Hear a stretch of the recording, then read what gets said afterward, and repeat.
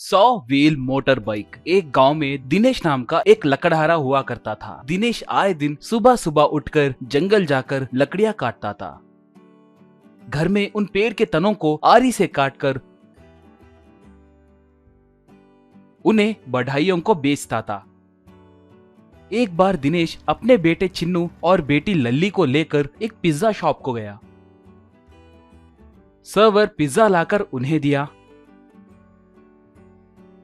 चिन्नू, लल्ली, ये 3 टुकड़े मेरे और ये 3 टुकड़े तेरे, ठीक है? कहा। लल्ली तब, नहीं नहीं, तुम्हारे टुकड़े बड़े हैं। पिताजी ने हम दोनों को बराबर बांटने के लिए कहे थे ना, बोली। चिन्नू तब, मगर इन्होंने टुकड़े बराबर नहीं काटे नारी, मैं क्या करूं? पिताजी, आप इस पिज्जा को बराबर काट के दीजिए, कहा। दिनेश तब पिज्जा दुकान के मालिक जतिन को बुलाकर,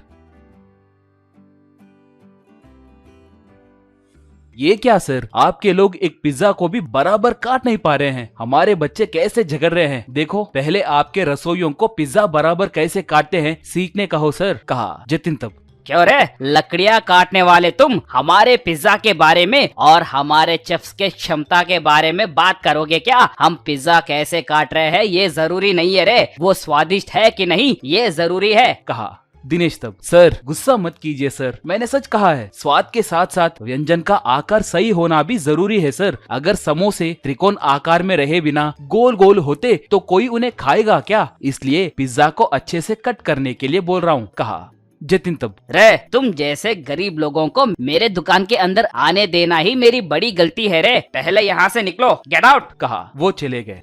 थोड़े दिनों के बाद दिनेश अपने मोटर बाइक को आरी के पहिए जोड़ा।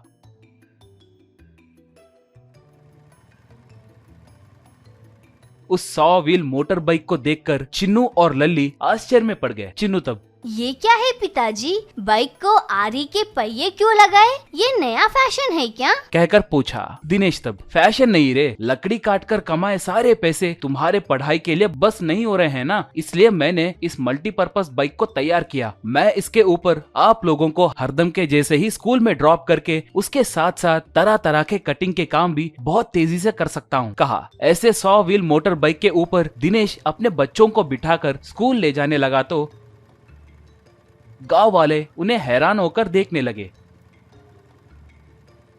दिनेश लकड़ी के तनों के ऊपर से उस बाइक को ले जाने लगा। वो तने मिनटों में कटने लगे। ऐसे दिनेश गन्नों को भी बाइक की मदद से काटने लगा। पुराने टायर्स को काटकर चप्पल तैयार करने वालों को बेचने लगा। ऐसे दिनेश बहुत पैसे कमाने लगा। एक बार पिज्जा के दुकान के मालिक जतिन को एक अमीर आदमी अपने बेटे के जन्मदिन पर 100 फीट बड़ा पिज्जा तैयार करने का ऑर्डर दिया। जतिन बहुत खुश हुआ।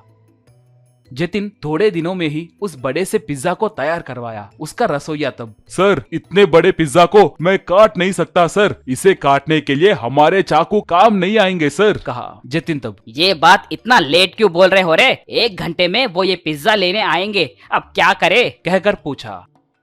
रसोइया तब, आप घबराइए मत सर, कहकर फोन किया।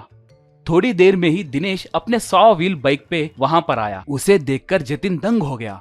दिनेश आकर, क्यों सर, पिज्जा काटना उतना जरूरी नहीं है बोले थे ना, अब आपको ये लकड़हारा की जरूरत पड़ी क्या, कहा। जतिन तब, भाई भाई हाथ जोड़ता हूँ, पुरानी बातें दिल में मत रखो, इस पिज्जा को बराबर काट के दो, तुम्हें जितने चाहिए उतने पैसे दूंगा, नहीं तो मेरी इज्जत मिट्टी में मिल जाएगी, प्लीज भाई, कहा। दिनेश उस जाइंट पिज्जा के ऊपर अपना 100 व्हील बाइक को चढ़ाया। उस पिज्जा के ऊपर बाइक को यहाँ वहां बहुत देर तक चलाया। वो जाइंट पिज्जा स्लाइसेस तैयार हुए। जतिन दिनेश को पैसे देकर, मुझे माफ करो दिनेश, किसी की भी वृत्ति को कम नजरिए से नहीं देखना है कहकर मुझे आज समझ आ गया है। ये पिज्जा तैयार करने के लिए अगर मैं न्यूज में आया तो मैं तुम्हारा नाम भी बोलूंगा। इस 100 व्हील मोटर बाइक के फायदे सबको पता चले तो तुम्हें भी बहुत काम मिलेगा, कहा। दिनेश तब, बहुत खुशी की बात है, आप अब से जाइंट बर्गर्स, जाइंट सैंडविच ऐसे जो चाहे वो बनाइए, मैं उन्हें काट कर दूंगा, कहा। ऐसे उस 100 व्हील मोटर बाइक की मदद से दिनेश बहुत पैसे कमाया।